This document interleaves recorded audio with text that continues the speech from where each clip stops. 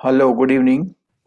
और ये जो मार्केट रिस्क हमारा चल रहा है उसमें हम लोग 3 क्लासेस ले चुके हैं और काफ़ी कुछ मार्केट रिस्क को समझने की कोशिश कर रहे हैं, 1 to 1 पॉइंट कवर करते हुए, जिससे कि जब आप रिवीजन करें तो आपको काफ़ी कुछ रिटेन हो जाए। तो उसके लिए सभी से रिक्वेस्ट है, अगर आपने पहले के वीडियो नहीं देखे हैं तो आपको वो देख लेने चाहिए, क्योंकि जब तक आप वो नहीं देखते हैं इसका मतलब यह है कि आप पूरी प्रॉपर कॉन्सेप्ट में नहीं आ पाएंगे। और प्रॉपर कॉन्सेप्ट में नहीं आएंगे तो जो क्वेश्चन थोड़ा टेढ़ा मेढ़ा आ जाएगा उसको समझने में आपको फिर दिक्कत हो सकती है। ठीक है। और बेसिल वाला एटलीस्ट हमें मतलब ऐसा सोचना है मेरा कि बेसिल वाले में कोई चीज स्किप नहीं करके करें आप, क्योंकि एक सीरीज है, पता नहीं कौन सा क्वेश्चन कहाँ आ जाए उसमें से, तो सीरीज को स्किप करना ठीक नहीं रहता। ठीक है। और इसमें हर टॉपिक में पुरानी बातें अटैच होती हैं, उसका आपको कंसर्न रखना पड़ता है। कुछ बात हम जब बोलते हैं कि वहाँ ऐसा था तो फिर दिक्कत होती है, जबकि कुछ टॉपिक ऐसे होते हैं जिसमें कोई और चीजें लिंक नहीं होती हैं। तो ये सीक्वेंशियल टॉपिक हैं बेसिल को।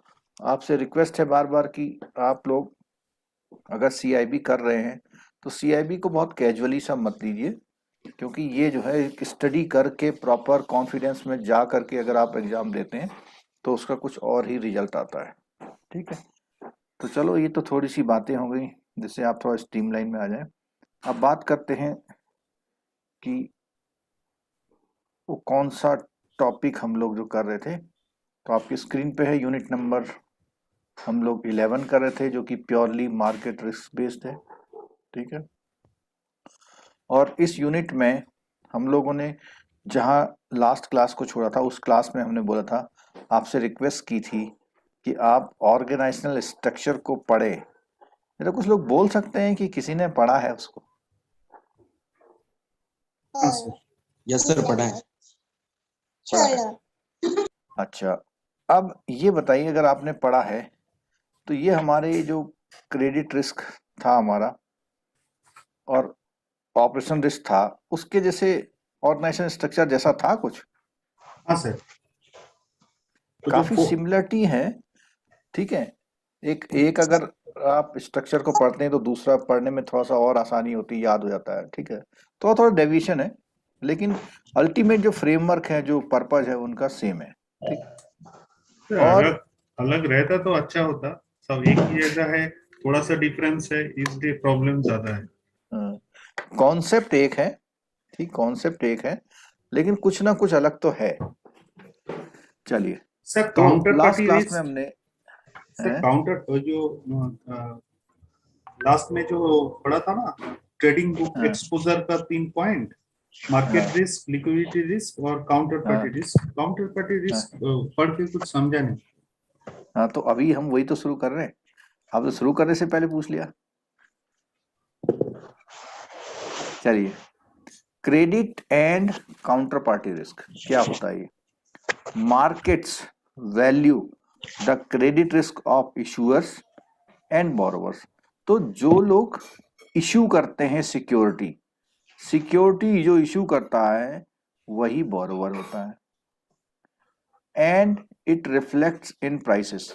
पर वो कहता है कि जो क्रेडिट रिस्क है उसको प्राइस में रिफ्लेक्ट करना। ठीक है। Credit risk of traded debts such as bond और डिबेंचर और कमर्शियल पेपर। अब आप यहाँ पे थोड़ा सा फर्क समझने की कोशिश कीजिए। Bond, debenture and commercial paper बोला हुआ उसने। उसने और इन्वेस्टमेंट की बात नहीं करी, गवर्नमेंट सिक्योरिटी की बात नहीं करी उसने। उसने बोला bond, debenture and commercial paper. क्यों बोला? क्योंकि ये ट्रेडेड डेट है, यानी आप इनकी ट्रेडिंग करते हैं, ट्रेडिंग पर्पज के लिए भी रखते हैं। ठीक है। Is indicated by credit rating given by the rating. और ये जो क्रेडिट रिस्क होता है किसमें? ट्रेडेड डेट में। इसको डिफाइन किया जाता है क्रेडिट रेटिंग से। और क्रेडिट रेटिंग कौन इशू करता है? Rating agency. तो इसका मतलब इस किसी भी इंस्ट्रूमेंट में आप डील कर रहे हैं और उसमें रेटिंग है, तो उसकी रेटिंग के बेस पे आप क्या कैलकुलेट कर सकते हैं? रिस्क। कौन सा?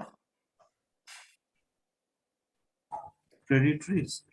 क्रेडिट रिस्क, ठीक है, उसमें आप निकाल सकते हैं उसका क्रेडिट रिस्क, ठीक है। अब क्या आपको याद आ रहा है कि हमने क्रेडिट रिस्क में रेटिंग एजेंसीज की बात करी थी, हाँ उनके सर। अकॉर्डिंग रिस्क की बात करी थी? हाँ सर। हाँ सर, याद है। मींस ट्रेडेड डेट्स जो होते हैं उनमें दो रिस्क होते हैं, कौन कौन से? एक क्रेडिट रिस्क हो गया सर, और एक ये जिसे हम दे रहे हैं, ये तो वो है या फिर काउंटर पार्टी? नहीं, अगर हम मैं वैसे मोटे तौर पे बात करूं, सर, इंटरेस्ट रेट रिस्क और मार्केट रिस्क। वो हमने ऊपर पढ़ लिया।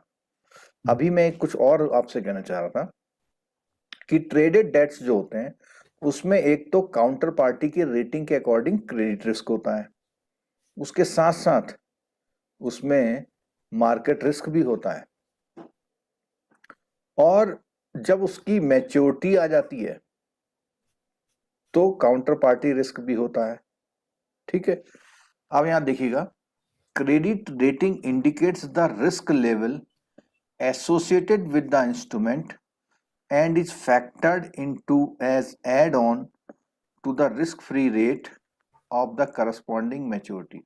अब यहाँ पे बहुत इंपॉर्टेंट बात बोल रहा है, क्रेडिट रिस्क रेटिंग इंडिकेट, जो क्रेडिट रेटिंग होती है उससे क्या इंडिकेट होता है? रिस्क लेवल इंडिकेट होता है, जो एसोसिएटेड होता है उस इंस्ट्रूमेंट के साथ, मतलब हर इंस्ट्रूमेंट की रेटिंग के अकॉर्डिंग उसका रिस्क होता है, and is factored into as add ons to the risk free rate of corresponding maturity.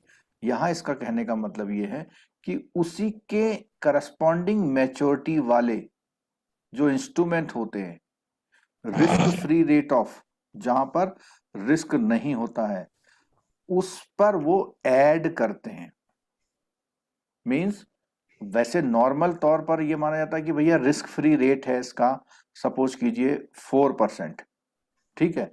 तो जो भी क्रेडिट रेटिंग वाले इंस्ट्रूमेंट होंगे तो उसकी रेटिंग के हिसाब से उसका रेट 4 की जगह कितना हो सकता है? 5। तो जो एड ऑन वर्ड लिखा हुआ ना, एज एड ऑन्स, तो इसमें 1% क्या चीज है? 1% क्या ले रहे हैं हम उससे? इसको हम लोग रिस्क प्रीमियम भी बोल देते हैं। मींस ऐसा कह लें कि अगर हम प्राइवेट कॉर्पोरेट में इन्वेस्टमेंट करने जाते हैं तो पता लगा वो हमको 7% पर डिपॉजिट एक्सेप्ट कर रहा है, किसी और बैंक में जाते हैं तो 5%। इन दोनों में से किसमें रिस्क ज्यादा है? 7%। 7% में। और वो इसलिए ज्यादा है कि जो 5% वाला है वो तो है ये कौन सा वाला? रिस्क फ्री, ठीक है। ये जो 2% है इसमें एड ऑन हो गया है, किसकी वजह से? रिस्क का वजह से, रिस्क लेवल जो एसोसिएटेड है उसकी वजह से। The lower the risk level, the lower is the spread over risk free. Spread आप जानते हैं, कई बार मैंने बता दिया, स्प्रेड होता है एक गैप। रिस्क फ्री में ये चीज कितने की आ रही है? 5% में, ठीक है। जिसमें रिस्क कम होता है उसकी रेट ऑफ इंटरेस्ट भी कम होते हैं, और जिसमें रिस्क ज्यादा होता है उसमें रेट ऑफ इंटरेस्ट ज्यादा होते हैं। तो ये बोलता है अगर रिस्क को लोअर लेवल का रिस्क होगा तो ये 7 की जगह कितने पे हो सकता है?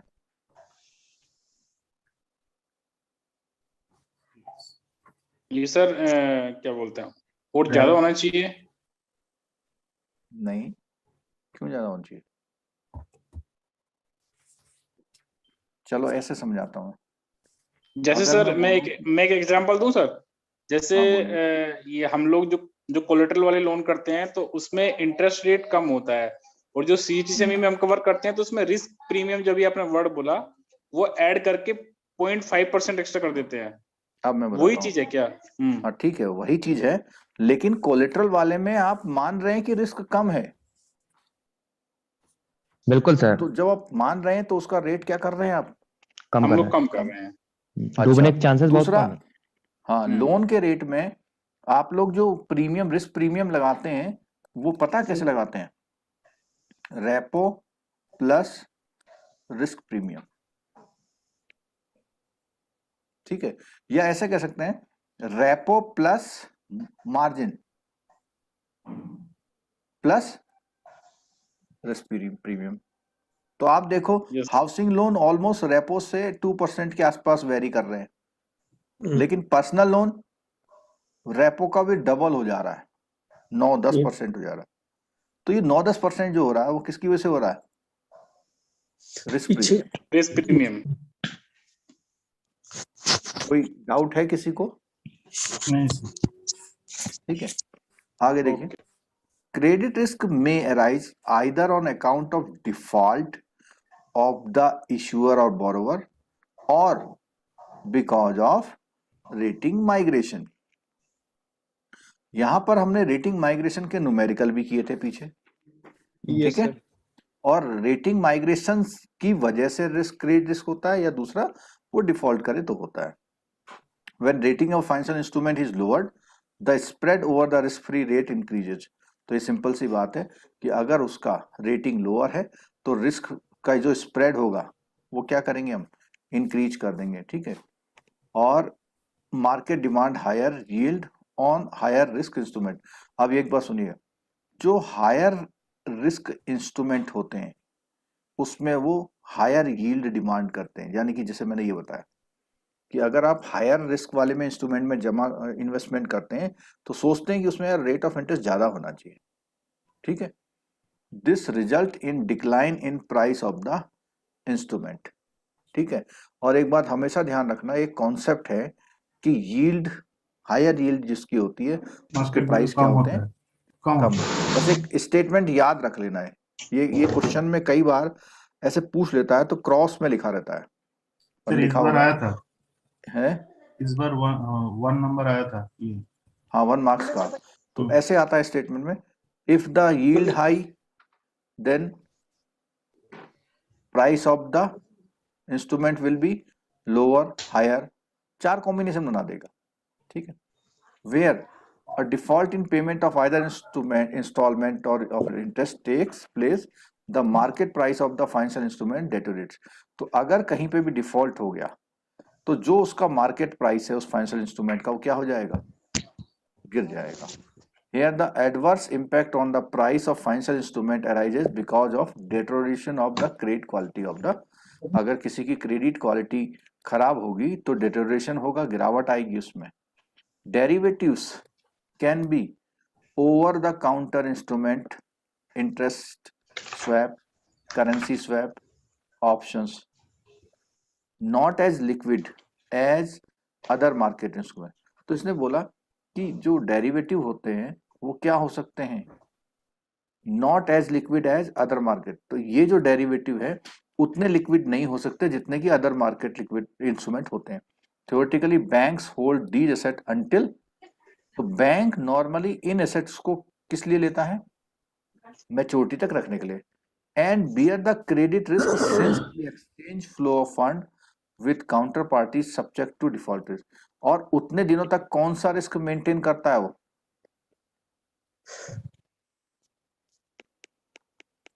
Default risk.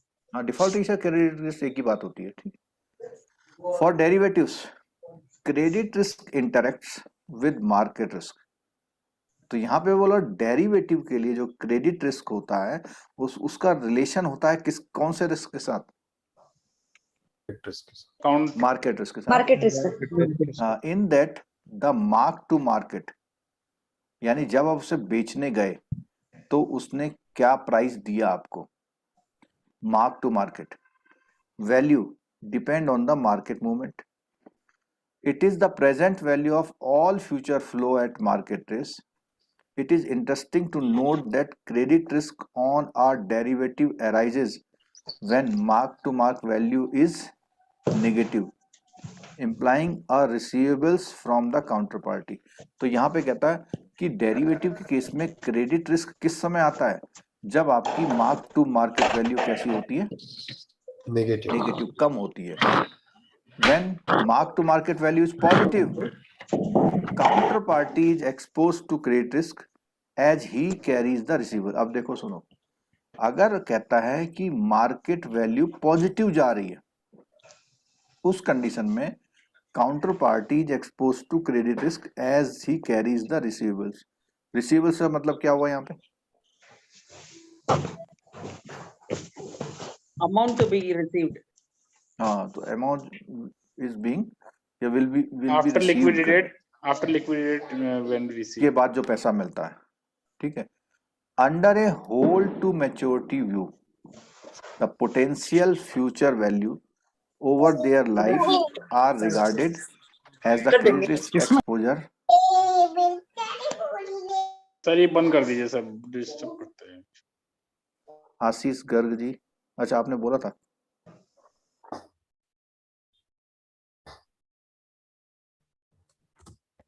बंद तो मैं कर दूं, लेकिन मेरी थोड़ी सी समस्या आप समझने की कोशिश कर रहे हैं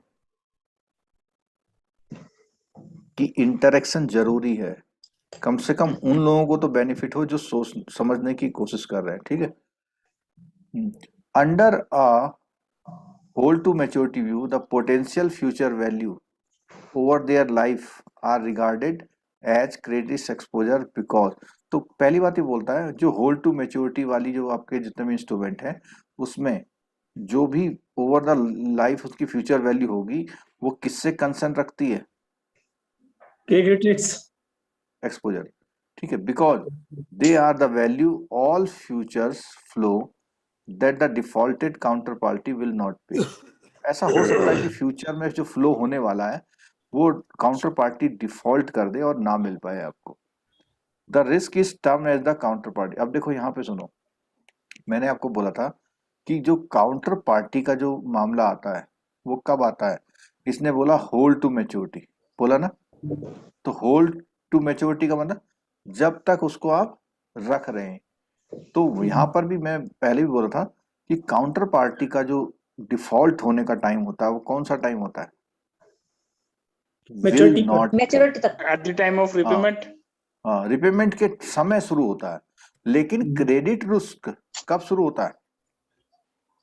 इन्वेस्टमेंट के चीजें व्हेन फाइनेंस जैसे हमने डिसबर्स किया। शुरू से ही होता है। Maturity के बाद में सर। हाँ, नहीं, मैच्योरिटी के समय तो काउंटर पार्टी होता है, काउंटर पार्टी सर और पर्टिकुलर काउंटर पार्टी रिस्क होगा या नहीं पता, हम्म। लेकिन क्रेडिट रिस्क फर्स्ट डे से First day शुरू हो से। जाता है। फर्स्ट डे और वो डिस्बर्समेंट से। किस पर बेस होता है? रेटिंग ऑफ रेटिंग ऑफ जो भी उसका क्रेडिट रेटिंग होगी। रेटिंग ऑफ Invest- इंस्ट्रूमेंट, ठीक है। और काउंटर पार्टी रिस्क किसकी वजह से होता है? होल्ड टू जब सर- मैच्योरिटी के लिए स्पेशली वर्ड्स पार्टी के लिए। जब हम इन्वेस्टमेंट कर रहे हैं जा रहे हैं ना। इन्वेस्टमेंट कर रहे नहीं, जिसको हमने पैसा दे रखा है, ओके।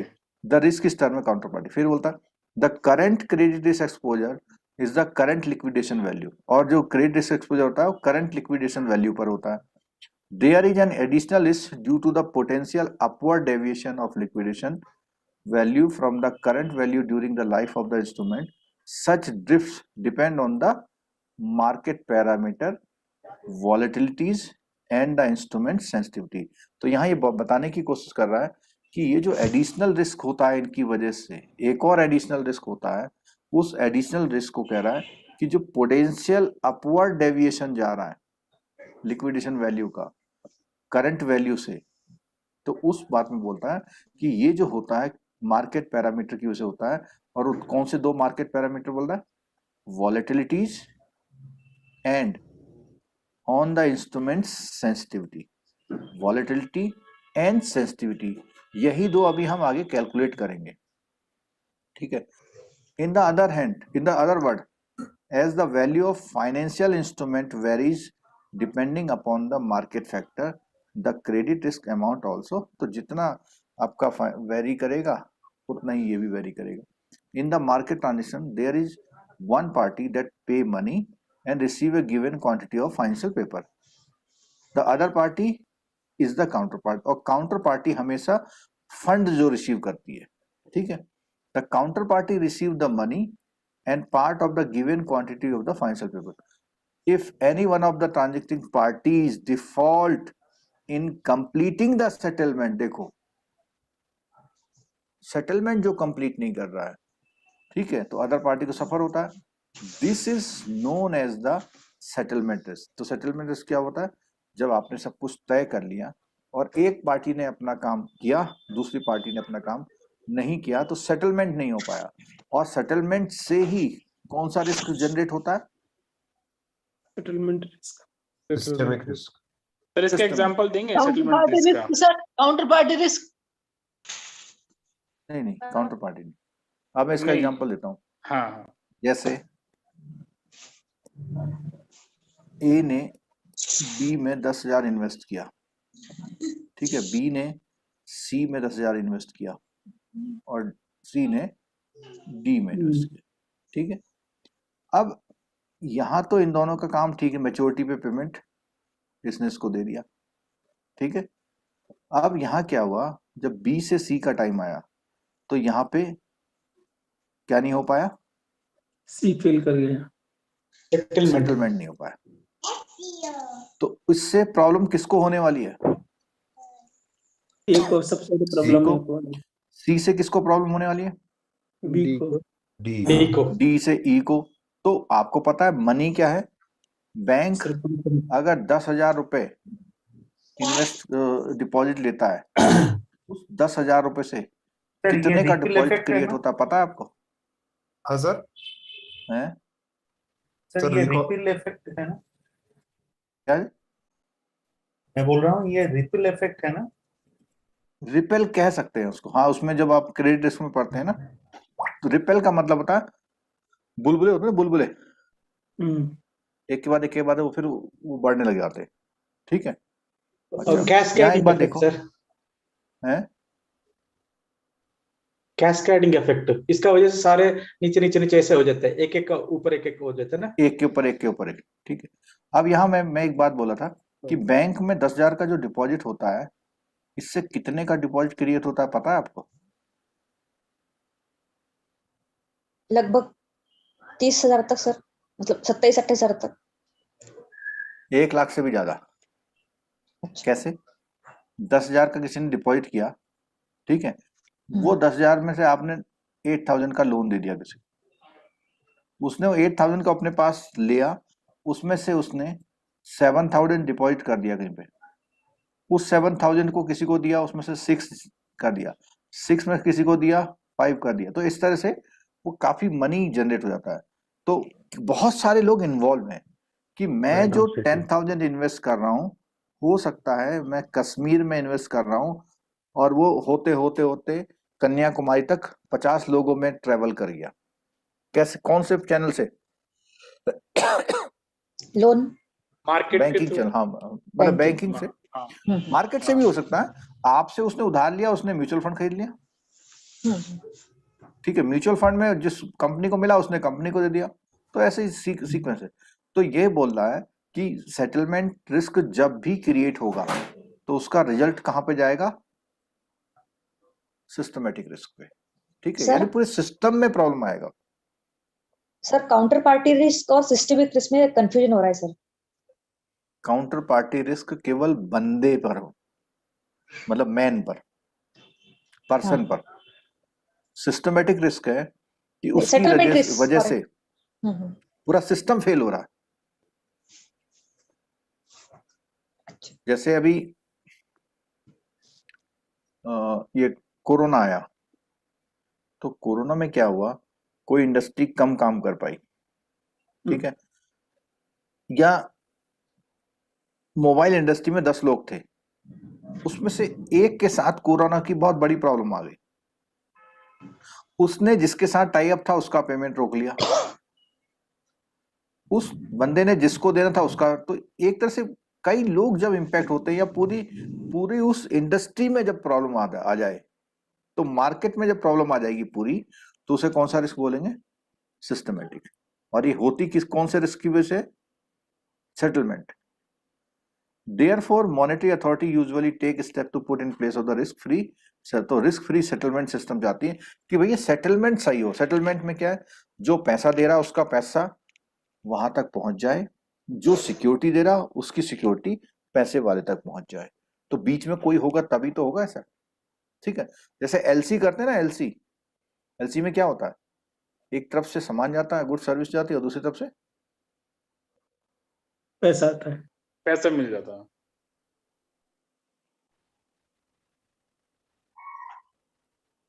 तो इंडिया में इसके लिए कौन सा सिस्टम आया है, आरटीजीएस। आरटीजीएस मतलब एक बैंक का पैसा दूसरे बैंक में नहीं पहुंचेगा तो बैंक जो इंतजार कर रहा था उस पैसे को कहीं और देने का, वो नहीं दे पाएगा। तो इंडिया में बैंकिंग सिस्टम में क्या हो गया, आरटीजीएस हो गया, ठीक है। और ये जो आरटीजीएस होता है, when RTGS can not be used for settlement, central counter party such as कौन, CCIL are used to mitigate the settlement. यानी अगर सेटलमेंट में कोई गड़बड़ हो रही है तो सेटलमेंट को कौन करता है, सीसीआईएल, ठीक है। अब इसको बताते हैं, जैसे पीएनबी ने एसबीआई को पेमेंट देना है, पीएनबी ने ऑनलाइन सब किया, तो क्या पीएनबी यहाँ पैसा भेजता है या कुछ और भेजता है, मनी भेजता है। नहीं, मैसेज भेजता, पैसा नहीं भेजता। और ये पैसा भेजता किसके थ्रू है, यानी आरटीजीएस का थ्रू का मतलब है सीसीआईएल को, क्लियर कारपेट, सॉरी सीसीआईएल नहीं, एनपीसीआई को भेजता है, ठीक है। अब एनपीसीआई जो है उस पैसा नहीं भेज रहा, मैसेज भेज रहा है अभी, उस मैसेज को इमीडिएटली कहाँ भेजता है, एसबीआई को। तो ये तो माना गया कि पीएनबी से पैसा लेना है एनपीसीआई ने, और एनपीसीआई ने देना किसको, एसबीआई को। अगर बाई चांस पीएनबी से पैसा ना पहुंचे, मैसेज तो पहुंच गया, तो इसका मतलब सेटलमेंट नहीं हुआ। क्या नहीं हुआ इसका मतलब, सेटलमेंट नहीं हुआ। और ऐसे सेटलमेंट को सेट करने के लिए आ कौन गया बीच में, CCIL, clearing corporation of India, और वो use to mitigate the settle, और सेटलमेंट रिस्क ना हो तो उसके बीच में आती, फिर वो पीछे से सेटिंग मतलब अपना पैसा मंगाती है। लेकिन आरटीजीएस में जैसा कहा जाता है कि इमीडिएट पैसा मिल जाता है, और वो सिर्फ मैसेज के बेस में मिलता है, पैसा मूवमेंट नहीं होता है, पैसा सेटलमेंट में होता है मूवमेंट, ठीक। चलो, RTGS market risk management framework, sir RTGS other countries में होता है क्या, जैसा इंडिया में होता है आरटीजीएस? हाँ होता है, वहाँ के नेम है। अभी हम सेकंड पेपर में शुरू में एक चैप्टर है, वहाँ पढ़ेंगे रेमिटेंसेस के मेथड्स कौन से हैं। अच्छा, ठीक है। एक कंट्री में तो नाम ही आरटीजीएस है, किसी कंट्री में कुछ है, किसी कंट्री में ठीक। सर हाँ, चिप चैप और ये सब है। चलो, मार्केट रिस्क मैनेजमेंट फ्रेमवर्क। तो मार्केट रिस्क मैनेजमेंट फ्रेमवर्क की जब हम बात करेंगे तो फिर वही बात है, इन सब का आंसर है क्या करना है, आइडेंटिफाई करना है, और क्या करना है बोलो, मेजरमेंट करना है, और क्या करना है, मॉनिटरिंग कंट्रोल पॉलिसी से। ये जिनके वहां छोटा बच्चा बोल रहा उसको थोड़ा सा, उसको तो नहीं चुप करा सकते आप अपना माइक चुप करा सकते हैं। चलो, an effective market risk management framework bank comprise risk identification, setting up limit and triggers, risk monitoring, model of analysis that value positions और मेजर मार्केट रिस्क रिपोर्टिंग। तो ये सब चीजें, तो इसमें इन सबको करने के लिए एक ऑर्गेनाइजेशन स्ट्रक्चर का सिस्टम आ गया यहाँ पे। और ऑर्गेनाइजेशन सिस्टम में ये कितने पार्ट हैं, इसमें ये देख लो जरा, कितने पार्ट हैं। बोर्ड ऑफ डायरेक्टर सब में होता है, द रिस्क मैनेजमेंट कमेटी, तो वहां पर किसी ने इसका नाम क्या दिया हुआ है, senior leader, sub level committee दिया हुआ, किसी ने दिया हुआ था, किसी ने, ठीक है। अच्छा, यहाँ पर जो ये मार्केट रिस्क में है उसमें एसेट लायबिलिटी मैनेजमेंट, यहाँ पर एक मार्केट रिस्क में एसेट लायबिलिटी मैनेजमेंट कमेटी ऑल्को बोलते हैं। फिर ऑल्को को भी एएलएम ग्रुप को भी सपोर्ट ग्रुप करता है, इसको मार्केट रिस्क ग्रुप बोलते हैं। और फिर लास्ट में कौन है, मिडिल ऑफिस, ठीक है। 5 इसके ऑर्गेनाइजेशनल स्ट्रक्चर में आते हैं। ठीक है, अब जब भी हम बात करते हैं बोर्ड ऑफ डायरेक्टर तो हमेशा क्या लाइन लिखी आती है? रिस्पॉन्सिबिलिटी। Overall responsibility. ठीक है, और ओवरऑल रिस्पॉन्सिबिलिटी के लिए वो करता क्या है? वो देखता अपने है नीचे कि एक सब कमेटी कमेटी बनाता है। सब कमेटी हाँ, ठीक है, लेवल जो और पॉलिसी यहाँ पर देखेंगे board should decide the risk management policy को बना रहा है, setup limit for liquidity, interest rate, foreign exchange and equity price risk. तो आप देख पा रहे होंगे यहाँ पे कि वो फॉरेन एक्सचेंज से रिलेटेड भी बात करता है, शेयर मार्केट से भी बात करता है और डेट मार्केट से भी रिलेटेड बात करता है। जब हम लोग न्यूमेरिकल कर रहे थे तो उसमें चार्ट जो था उसमें 3 ही पार्ट तो थे। ठीक है, तो यहाँ पर जब सब लेवल कमेटी होती है वो क्या करती है? Responsibility of the risk management with regard to the market risk management aspect क्या क्या कवर करती है? गाइडलाइन बनाती है। ठीक है, मैनेजमेंट रिस्क की और रिपोर्टिंग की, और मार्केट रिस्क मैनेजमेंट प्रोसेसेस जो पॉलिसी बनाई है उससे उसको कंफर्म करते हुए क्या बनाती है? प्रोसेस बनाती, प्रोसेस। ठीक है, setting up prudential limit and their periodical review, ensuring robustness of measurement of risk model, ensuring proper manning for the processes। ठीक है, द एसेट लायबिलिटी मैनेजमेंट। अब आगे किसका नाम? ऑल्को। तो ऑल्को क्या करती है? इम्प्लीमेंट करती है। उसने तो बनाया, इम्प्लीमेंट कौन कर रहा है? ऑल्को। यानी ऐसे कह सकते हैं फंक्शनल बॉडी यही होती है। business policies simultaneously in a consistent manner and decide to business strategy, और business strategy जो decide करती है इन्हीं ऑब्जेक्टिव को ध्यान में रखते हुए करती है। इट्स रोल encompasses द, क्या क्या करती है? देखो ध्यान रखना, इसमें से क्वेश्चन आ सकता है, जैसे क्या आएगा, इसी में से कोई पिकअप कर लेगा, पूछेगा ये कौन सा डिपार्टमेंट करता है, या ऑल्को का इसमें से कौन सा काम नहीं है, तो 3 इसमें से उठा लेगा, एक कुछ और डाल देगा। ठीक है, जैसे आएगा मेकिंग पॉलिसी आ जाएगा, डाल देगा। ठीक है, तो क्या करता है? प्रोडक्ट की प्राइसिंग करता है कि क्या रेट ऑफ इंटरेस्ट होंगे, प्राइसिंग का मतलब rate of interest. Maturity profile fix करता है, mix of incremental asset liability. अब देखो यहाँ पे maturity profile, car loan nationalised bank में 7 साल का होता है, सुना है ना आपने? Yes. तो ये मैच्योरिटी प्रोफाइल इसको बोलते हैं कि वो कार लोन 10 साल का क्यों नहीं दे रहा है। ठीक है, articulating interest rate view of the bank, कि बैंक का इंटरेस्ट रेट का के रिगार्डिंग क्या सोचना है। फंडिंग पॉलिसी, पैसा कहाँ लगाएंगे।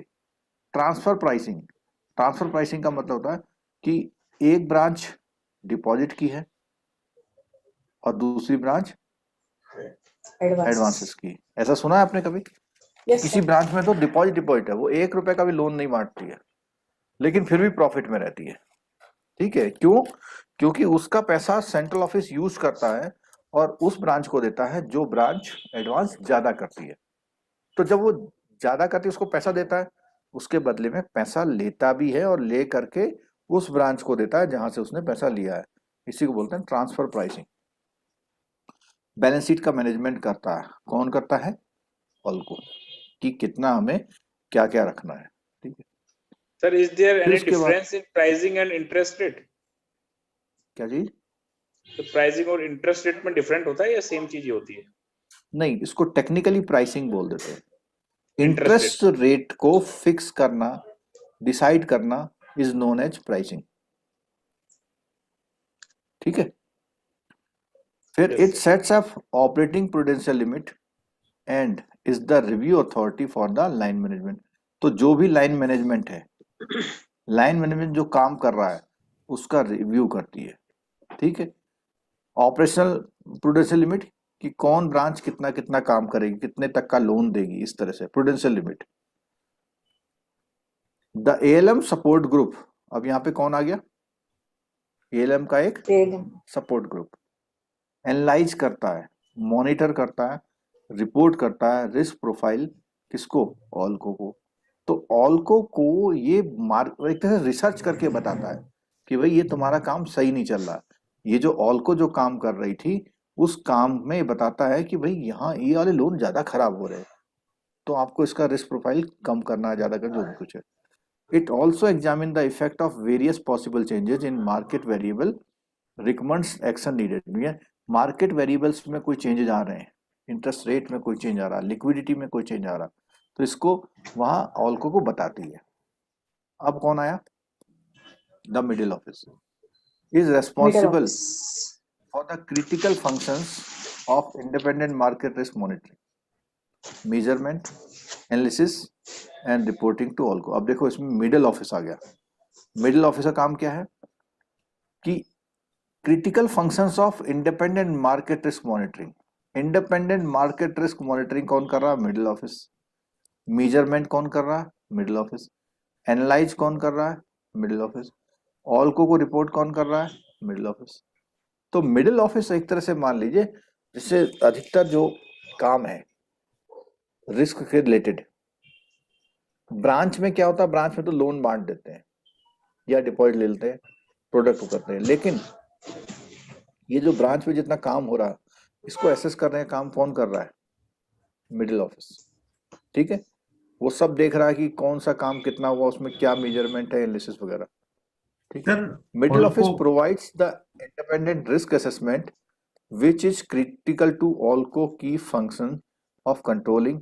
तो ऑल्को जो है कंट्रोल और मैनेज करने का जो की फंक्शन है उसको प्रोवाइड करने का काम मिडिल ऑफिस का है. और वो कैसे प्रोवाइड करता है? असेसमेंट करके. ठीक है. In accordance with the mandate establish by the board. जो बोर्ड और रिस्क मैनेजमेंट कमेटी ने फिक्स किया हुआ है उसको देखते हुए एसेस करता है और ऑल्को को बताता है. Middle office functions independently of the treasury function. तो ये ध्यान रखना, ट्रेजरी फंक्शन में एक इंडिपेंडेंट फंक्शन है. It also independently validates the price in the respect of treasury deals, more particular in respect of structure product. कई बार क्या होता है कि जो ट्रेजरी की डील्स होती हैं, आप लोग मतलब बल्क लेवल में कोई डील करता है जब बैंक, तो इसका जो प्राइसिंग फिक्स करता है, वैलिडेट द प्राइसिंग, जो प्राइसिंग है उसको वैलिडेट करने का काम कौन करता है? मिडिल ऑफिस करता है. हाँ बोलिए. सर मैं बोल रहा था कि ऑल्को मार्केट रिस्क का अंदर ही है ना? इसके हाँ हाँ ALCO is a part of market risk assessment और market risk management. Market risk management. Market risk management करने के लिए जो ऑर्गेनाइजेशनल स्ट्रक्चर होता है उसमें ऑल्को एक पार्ट है.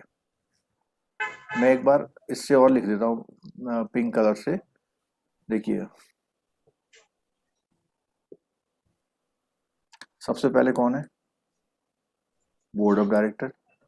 फिर है risk management committee, asset liability management committee, इसी को हम ऑल्को बोलते हैं. उसके बाद ऑल्को का सपोर्ट ग्रुप है. और कौन है फिर? Middle office. Middle office. Sir ये जो ट्रेजरी का मिडिल ऑफिस और ये मिडिल ऑफिस एक ही है ना सर? हाँ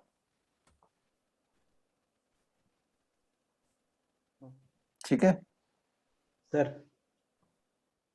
चलो आगे बढ़ते हैं. चलो अब बात आई रिस्क आइडेंटिफिकेशन की. तो ये जो डिपार्टमेंट तो बना दिए, अब रिस्क आइडेंटिफाई करना है. आइडेंटिफाई करने के बाद क्या करेंगे आप? मेजरमेंट. मेजरमेंट करेंगे. मेजरमेंट के बाद क्या करेंगे? Monitoring and control.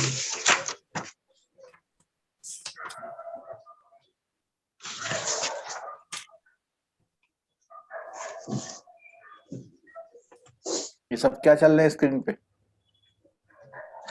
Numericals. मतलब मेजरमेंट. ठीक है, ये सब क्या चल रहा है? Valuate risk. अब यहाँ पे क्या आ गया है? Control and Monitoring. Monitoring.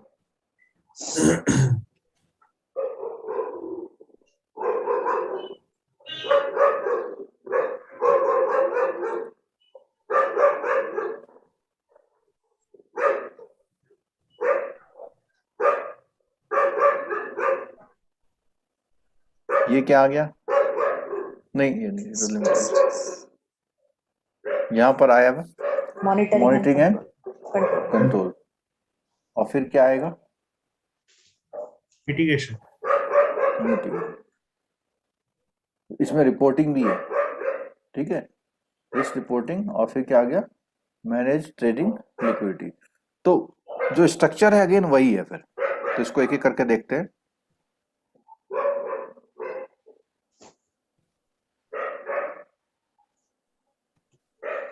Risk identification, risk identification में ये यहां से एक क्वेश्चन आ सकता है आपका, क्या है देखिएगा इसको। Usually all standard product would have product program for each of them. All risk-taking units operate within an approved product program. Product program defines procedure, limits, and control of all aspect of the product. यानी ये बोलना चाह रहा है कि ये जो product programme का जो मेन फंक्शन है कि वो आपके प्रोडक्ट प्रोग्राम के का मतलब है कि कैसे प्रोसीजर होगा उसका, उसकी लिमिट्स क्या होंगी और कंट्रोल कैसे करेंगे। The product program also specify market risk measurement at an individual product. Her product का आप लोग क्या मेजर करते हैं, मार्केट रिस्क, और ये किस प्रोग्राम से होता है, प्रोडक्ट प्रोग्राम से, and at aggregate portfolio level. अब यहां बोला ये तो हुआ यूजुअली स्टैंडर्ड प्रोडक्ट का मतलब है जो चल रहे हैं आपके। अब कोई नया प्रोडक्ट आ गया, न्यू प्रोडक्ट, और non standard product may operate under the product transaction memorandum on temporary basis। तो थोड़ा सा आपको ये समझ में आ रहा होगा कि जो स्टैंडर्ड प्रोडक्ट है, मान लिया सेविंग बैंक अकाउंट, तो सेविंग बैंक अकाउंट का तो जो प्रोडक्ट प्रोग्राम बना हुआ है जिसमें प्रोसीजर, लिमिट और कंट्रोल चेक करते रहते हैं, तो उससे चलता रहेगा। लेकिन कोई नया प्रोडक्ट आया तो उसके लिए बोल रहा है, उसके लिए प्रोडक्ट ट्रांजैक्शन मेमोरेंडम बनता है, उसके लिए प्रोडक्ट प्रोग्राम, बोलो, नहीं बनता है। प्रोडक्ट प्रोग्राम किसके लिए बनता है, ओल्ड प्रोडक्ट, बोलो भाई, स्टैंडर्ड प्रोडक्ट के लिए, जो स्टैंडर्ड स्टैंडर्ड प्रोडक्ट है, प्रोडक्ट के लिए, ठीक है, यानी कि जो ऑलरेडी और चले आ रहे हैं। हाँ जो चले आ रहे हैं और सही ठीक ठाक चल रहा है। नया प्रोडक्ट या नॉन स्टैंडर्ड प्रोडक्ट कभी कभी आता है, तो उसके लिए product transaction memorandum on a temporary basis while a full market risk product program is being prepared. ठीक है, तो जब तक चलता है जब तक कि पूरा प्रोडक्ट प्रोग्राम नहीं बन जाता, तब तक वो किससे काम चलाएंगे, product transaction memorandum. Product approved at corporate level shall provide the screening procedure, appropriate safeguard, product-wise limit on exposure, necessary guideline और risk taking।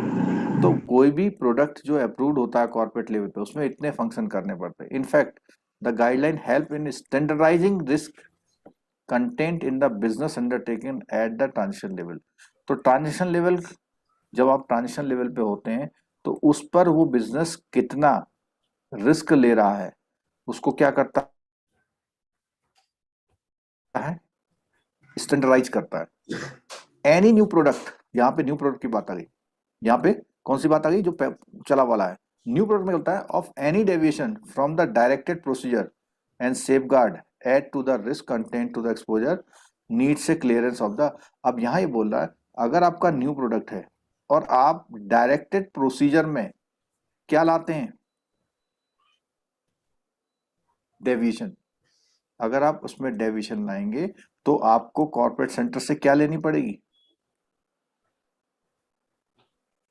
वही सर एक क्लियरेंस लेना पड़ेगा, क्लियरेंस लेना पड़ेगा। Where risk return characteristics and risk quantification forms the basis of decision making. तो जो आप फॉर्म भेजेंगे उसमें रिस्क रिटर्न कैरेक्टरिस्टिक्स और रिस्क क्वांटिफिकेशन फॉर्म्स होगा, उसको भेजेंगे, उसके अकॉर्डिंग वो देख करके डेविएशन अलाउड करते हैं या नहीं करते हैं। ठीक है, impact of risk taking at transition level on the portfolio risk is the critical issue here. चलो अब आए मेजरमेंट में, यहां से हमारा न्यूमेरिकल पार्ट शुरू होता है। ठीक है, क्या बोलता है, market risk management framework is heavily depend upon the quantitative measure of risk. तो मैनेजमेंट तो तभी होगा जब आप मेजर कर पाएंगे। The market risk measure seeks to the capture variation in market value arising out of uncertainty associated with the various risk. तो जितने भी रिस्क एलिमेंट है उनकी वजह से जो वेरिएशन आ रहा है उसमें उसको कैप्चर करना, समझना। These provide an objective measure of market risk in a transaction or of a portfolio market risk measurement are based। तो यहाँ पर इसने दो बातें बोली, देखो यहाँ फिर सुनना है। These provide an objective measure of market risk in the transaction or a portfolio market risk measure। अब मुझे थोड़ा सा आप लोग पुराने समय में जाके बताइए, क्या हमने इन दोनों का नाम कहीं पे पढ़ा था? यस सर, क्रेडिट रिस्क में सर। क्रेडिट इसमें रिस्क पढ़ा था ना? हाँ। एक चार्ट था हमारे पास, यस। ठीक है। पोर्टफोलियो में दो पार्ट थे सिर्फ, हाँ, क्या थे याद है किसी को? हाँ सर, सिस्टमेटिक और कंसंट्रेशन और सिस्टमैटिक। कंसंट्रेशन, कंसंट्रेशन और सिस्टमैटिक। सिस्टमेटिक। सिस्टमैटिक। ऐसे ही ट्रांजेक्शन में तो दो नाम, डिफॉल्ट और डाउनग्रेड। डिफॉल्ट और डाउनग्रेड और स्प्रेड। तो ये इसी तरह से इसने यहाँ मार्केट रिस्क में भी उन्हीं दो नेम का यूज किया। और वो जो ट्रांजेक्शन और पोर्टफोलियो रिस्क मेजरमेंट करते हैं वो दो चीजों से करते हैं। किस चीज से? सेंसिटिविटी से और डाउनसाइड पोटेंशियल। इसको थोड़ा मैं ब्रॉडली समझाता हूँ जरा। कोई भी आपका इंस्ट्रूमेंट है वो कितना चेंज ला रहा है। जरा सा न्यूज आई कि इस बार अगेन बीजेपी गवर्नमेंट आने वाली है, ठीक है, तो उससे क्या फर्क पड़ा उसको? अमेरिका में अब की सरकार बदलने वाली है, या कोरोना का नाम आते ही एकदम से मार्केट में कुछ प्रॉब्लम हुई और सबसे ज्यादा प्रॉब्लम किसी पर्टिकुलर उसमें हो गई। इसको बोलते हैं क्या? सेंसिटिविटी। सेंसिटिविटी। ठीक है। दूसरा वर्ड है डाउनसाइड पोटेंशियल, कि इस सेंसिटिविटी से वो कितना नीचे आ गया। सेंसिटिविटी तो है कितना मूवमेंट हो जा रहा है, और डाउनसाइड पोटेंशियल से कितना नीचे आ सकता है। ठीक है, थोड़ा सा पढ़ते हैं, थोड़ा थोड़ा धीरे धीरे समझ में आ सकता है। तो सेंसिटिविटी जैसे मैंने बताया कि जो डेविएशन होते हैं मार्केट प्राइस में due to unit movement of a single market parameter, एक मार्केट पैरामीटर की वजह से उसमें क्या मूवमेंट आए, डेविएशन क्या आए, उसके प्राइस में क्या डेविएशन आए, उसको कैप्चर करता है। Supply demand position, interest rate, ये मार्केट पैरामीटर है। Market liquidity, inflation, exchange rate, stock price, ये सब कौन से पैरामीटर हैं? Market parameter. Market parameter. इनकी वजह से उनका जो प्राइस है उसमें डेविएशन आता है। Are the market parameter which derive market value. इससे क्या होता है? मार्केट वैल्यू डेराइव होती। For example, change in the interest rate would derive the market value of bonds and forward foreign exchange held in portfolio. इन दोनों में फर्क आता है। If liquidity in the market increases it में result increase demand. तो जिसकी liquidity increase होती है उसकी डिमांड भी क्या होती है? इंक्रीज होता है, इंक्रीज हो जाती है। लोग चाहते हैं कि बोले। तो सेंसिटिविटी को फिर देखिए एक बार, is measured at change in market value due to unit change in variable. इसका भी हम एग्जांपल करेंगे, इससे आ जाएगा आपको। फॉर एग्जांपल, अब यहाँ पे पोर्टफोलियो है, ठीक है, 1 लाख रुपए का पोर्टफोलियो है, कितने परसेंट चेंज हो गया? 1%। 1% रेट ऑफ इंटरेस्ट से। The interest rate sensitivity of the portfolio is कितना हो गया? 1 lakh. This gives us A major of risk associated with the portfolio which change in the interest rate. तो यही बोल रहा है कि इंटरेस्ट रेट के चेंज होने से आपके वैल्यू में क्या फर्क पड़ रहा है, ठीक है। और आगे देखते हैं, this measure suffers from the fact that it does not consider the impact of the other parameter. कुछ और पैरामीटर को के इम्पैक्ट को क्या नहीं कर रहा है, कंसीडर नहीं कर रहा, विच में ऑल्सो चेंज सम, कोई और फैक्टर भी हो सकते हैं। Secondly,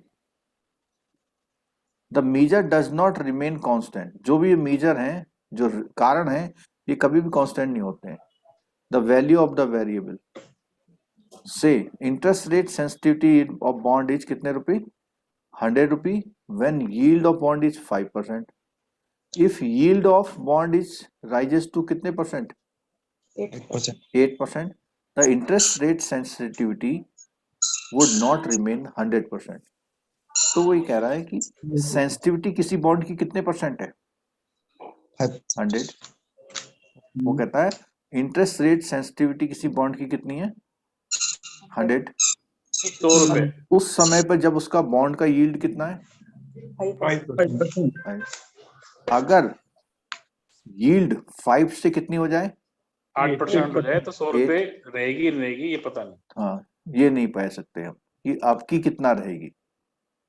nevertheless sensitivity is relied upon as a measure, particularly in those cases that are based on change in interest rate।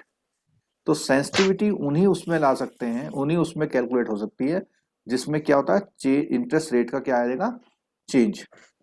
और इसको मेजर करने के लिए एक क्या निकालते हैं हम लोग, बीपीवी, और दूसरा क्या निकालते हैं, ड्यूरेशन। तो ये जो है दो मेथड हैं क्या चीज निकालने के लिए, सेंसिटिविटी निकालने के लिए।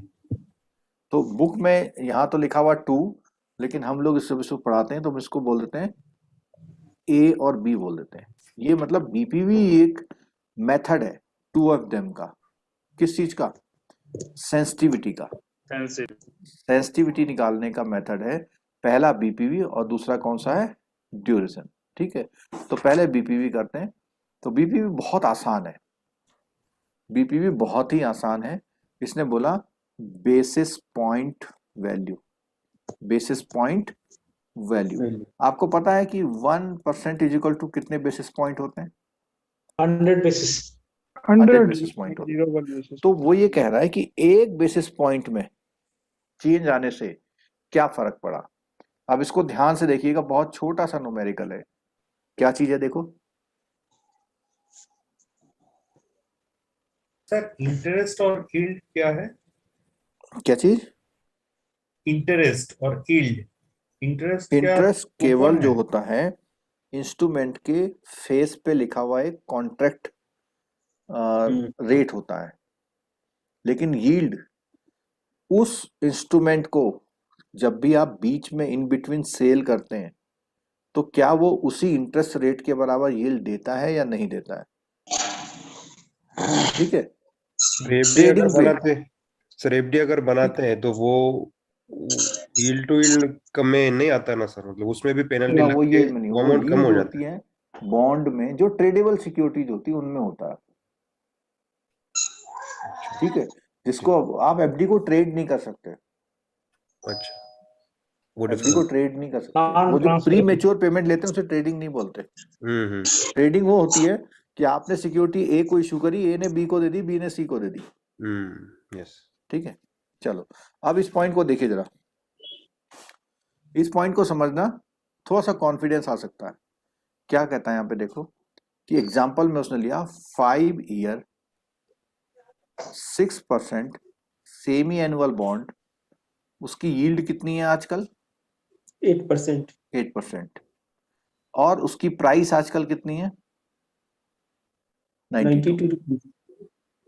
तो 92 प्राइस थी और अभी कितनी हो गई, 92 प्राइस थी और अभी हो जाती है उसकी कितने, 92.10।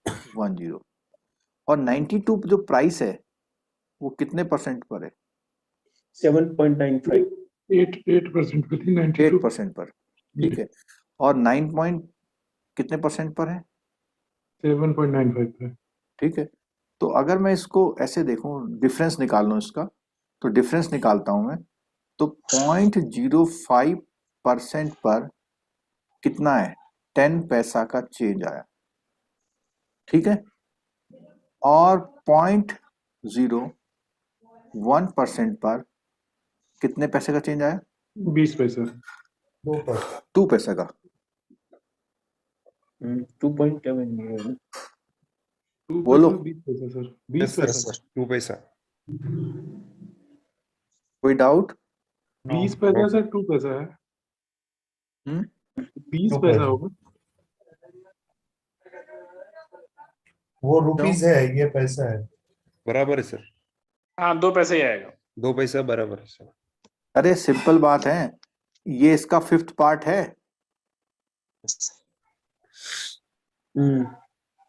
तो ये भी उसका 5th पार्ट नहीं होगा क्या? जी सर।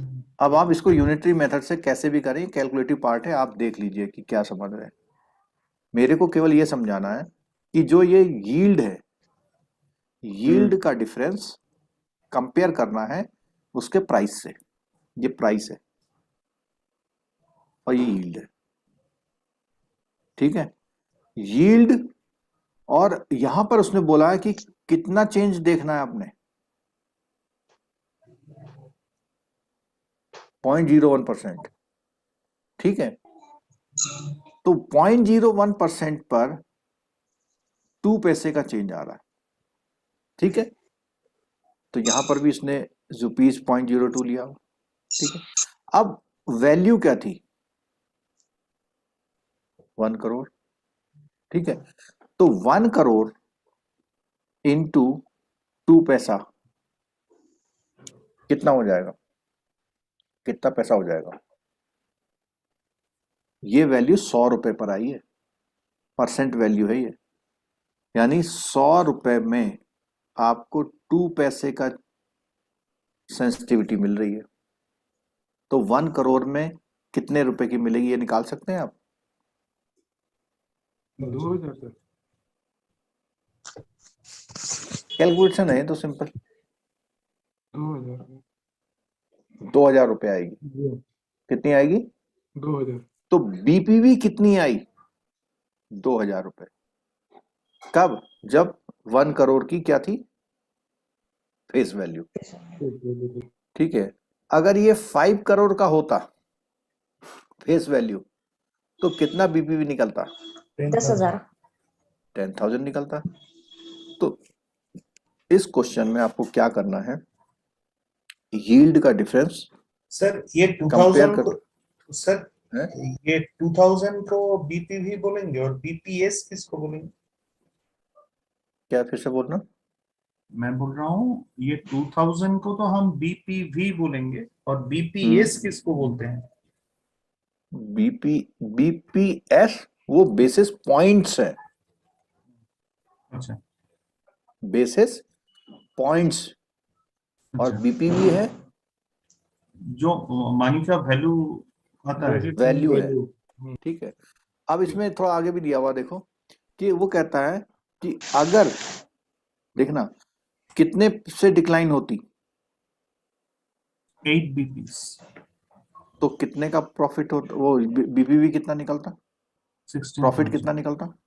16,000, ठीक है। और इसमें एक बात ध्यान रखना कि जब ये जो यील्ड है घटता है, डिक्लाइन होती है तो प्रॉफिट होता है। ये थंब रूल कहीं लिख लो आप, यील्ड डिक्लाइन देन प्रॉफिट होता है। यील्ड डिक्लाइन होती है तो क्या होता है, प्रॉफिट। तो इसमें यील्ड डिक्लाइन हुई है, 8 से कहां पहुंच गई है, 7.95, ठीक है। क्लियर हो गया? तो यहां बोलता है BPV changes with the remaining maturity, suppose the bond described above has 5 year to mature and the present BPV कितनी है उसकी, 2000। तो BPV will decline with the time and on the day of maturity उसकी BPV कितनी हो जाएगी, 0। Means जब last time आता है, एकदम लास्ट टाइम मैच्योरिटी टाइम, तो ये सारी कैलकुलेशन बेकार होती है। रिकॉर्डिंग जब लास्ट टाइम आ जाता है तो कुछ कैलकुलेशन नहीं करनी है, लेकिन अगर जो रिमेनिंग मैच्योरिटी उसकी कुछ बची हुई है तभी इन स्टडी को करते हैं। ठीक है। अच्छा, इसमें एक क्वेश्चन दिया हुआ है आपकी बुक में, उसको देख लेते हैं जरा। लास्ट में देखो,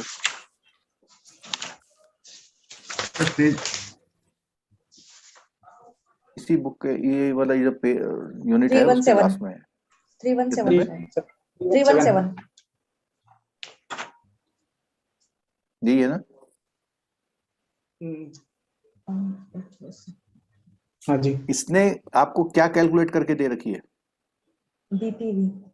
बीपीवी, ठीक है। और डिस्क्राइब किया हुआ 8 ईयर का 8% सेमी एनुअल बॉन्ड है, उसकी बीपीवी 125 है। ठीक है।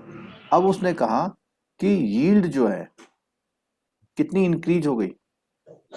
5 बेसिस पॉइंट। इस बार यील्ड इंक्रीज हुई है। लॉस ऑफ यील्ड इंक्रीज 6 हुई to तो 5 क्या होगा?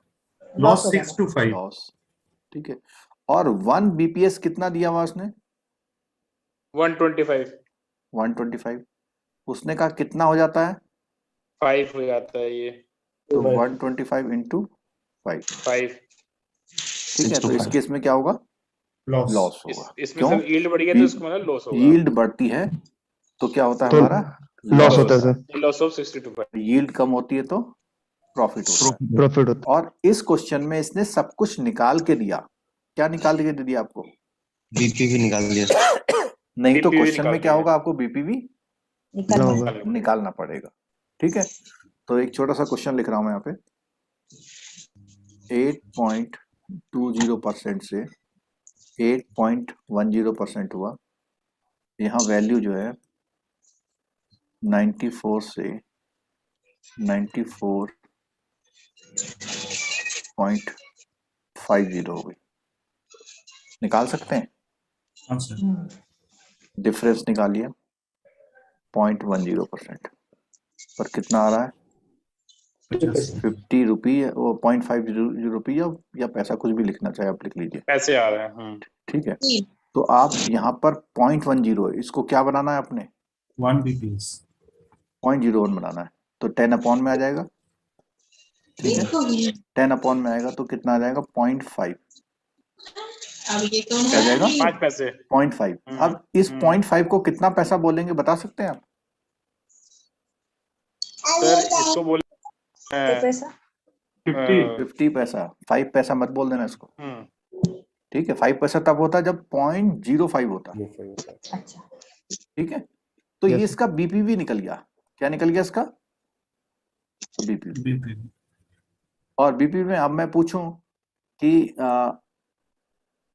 16,000 का था फेस वैल्यू, तो क्या करेंगे? 16,000 से इसको मल्टीप्लाई कर देंगे। ठीक है। वो आपका प्रॉफिट और लॉस निकलेगा। इसमें लॉस निकलेगा, प्रॉफिट निकलेगा? प्रॉफिट होगा सर। यील्ड डाउन हुआ है, इसमें डाउन हुए तो 8,000 रुपये प्रॉफिट हो जा। ठीक है। तो कितने का? 8,000 का? Sir 16,000 into 0.5। यस सर 8,000 का। गलत कर दिया। एक गलती कर रहे हैं आप। नहीं सर। 800 सर 800 और रुपए पर है ये। Okay okay okay. और 800। आपको निकालना है 16,000 पे, तो 100 पे इतना है, तो अपॉन 100 इंटू। So 800. ठीक है। तो कितने का हो जाएगा? 80 80 80 या 8? 80 सर। 80 sir 80 sir. ठीक है। 80 रुपए का। ठीक है। और इसका एग्जाम्पल आप ऐसे भी सोच सकते हैं। 1 करोड़ था ना, 1, ये हुआ 1 करोड़। ठीक है। इनटू क्या था? 2 पैसा। डिवाइडेड क्या था? 100। तो इससे कितना पैसा बना? 2,000। ठीक है। अभी क्या बना ये? पैसा। तो क्या बना? 2,000 रुपीज। ठीक है। क्लियर हो गया? और इतना छोटा अमाउंट के लिए इन्वेस्ट कोई क्यों करेगा? कितना के 16,000 के लिए? नहीं, 16,000 में अगर 1000 रिटर्न 80 रुपीज मिलेगा या फिर 1 नहीं, ये तो करोड़ में। एग्जाम्पल है ना। छोटा कितना था अभी बुक में, कितना इन्वेस्ट किया था उसने? 1 करोड़ 1 करोड़। तो ये तो एग्जाम्पल के लिए 16,000 ले लिया मैंने। तो बड़े डील होती हैं, छोटी डील नहीं होती हैं। जो बॉन्ड में इन्वेस्टमेंट करते हैं लोग, बड़ा करते हैं। और ट्रेडिंग जब भी करते हैं तो छोटे मोटे अमाउंट की नहीं करते हैं। 10 करोड़, 5 करोड़, 20 करोड़ ऐसे करते हैं। ठीक है, और भी ज्यादा करते हो। ठीक, चलो। तो अभी आप लोग क्या करेंगे, एक तो इसको रिवाइज करेंगे पूरा। ठीक है, ये जो आज हमने कवर किया है इसको पूरा रिवाइज करेंगे। कल हम इसका दूसरा मेथड लेंगे, कौन सा? वार ड्यूरेशन वाला। ठीक है, और आपसे रिक्वेस्ट है कि थोड़ा सा पढ़ना शुरू करिए, रिवाइज करिए जो चीज हो चुकी हैं, क्योंकि रिवाइज नहीं होंगी ना तो बड़ा नुकसान होने वाला आपको। पिछले बार 2-3 स्टूडेंट के साथ ऐसा ही हुआ था। कुछ छोटी छोटी चीजें भूल गए और फिर वो पेपर नहीं निकल पाए, 1-2 मार्क्स से ही कम रह गए। ठीक है, और बाकी एग्जाम में ऐसे बहुत से लोग। आपको पता है CIB का जब रिजल्ट मतलब एग्जाम होता है तो अगर हॉल में 20 लोग बैठे होते हैं, कितने लोगों का पास होता है? 1 या 2। हाँ, बिल्कुल सही बोला आपने। और वो ज्यादा हो सकता है अगर आप ही लोग उसमें से 20 में से 5 बैठे हों और पढ़ के गए हों तो 5 हो जाएगा फिर वो। तो आप समझ लीजिए कि क्या रिजल्ट रहता है उसका। ठीक है, पढ़े बिना Yes, कुछ sir. नहीं है। मैंने तो हर क्लास में बोल रहा हूं आपसे मैं, हवा हवा में कुछ नहीं होने वाला। ठीक है, चलिए। Yes, sir. और जो ओके, टॉपिक थैंक होंगे यू। उनका लिस्ट डाल दीजिएगा ना कल। हाँ सर ये जो अभी आपने हाँ एग्जांपल दिया ना हाँ सर, इसमें ये